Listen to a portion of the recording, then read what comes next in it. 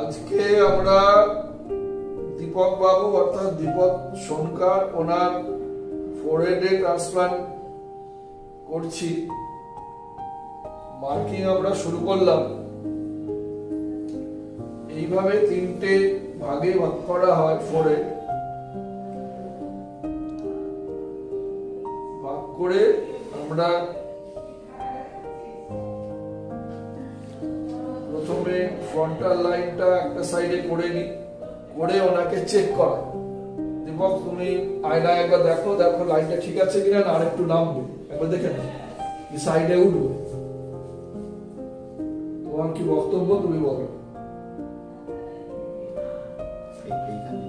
হ্যাঁ, অন্যদিকটা দিকেও আমরা ইকুয়ালি মার্কিং করব।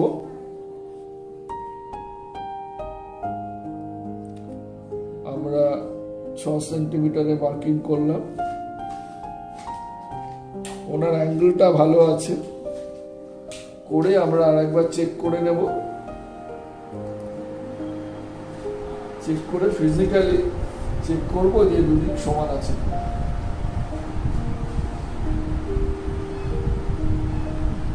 তুমি একবার নিজে দেখে নাও, এটা আরেকটু নিচু হবে।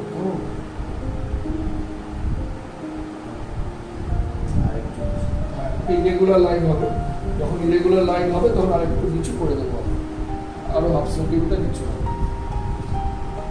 এরপরে আমরা পেছন থেকে হেয়ারটা কালেকশন করবো। সাবসিকুয়েন্টলি আমরা আপনাদেরকে দেখাবো। এবং তোমার বয়স কত? 47 ইয়ার্স। ও মেডিকেলি ফিট। সকালে খেয়ে এসছে, তুমি খেয়ে এসছো তো? আমরা একটা অ্যান্টিবায়োটিক দিয়েছি, ইটাডাইন সলিউশন দিয়ে মাথাটা ক্লিন করা হবে। হাতটা দেখাও। হাতে Xylocaine দিয়ে একটা টেস্ট করা হয়েছে। So it is okay. Then we are going for the transplant directly. Thank you.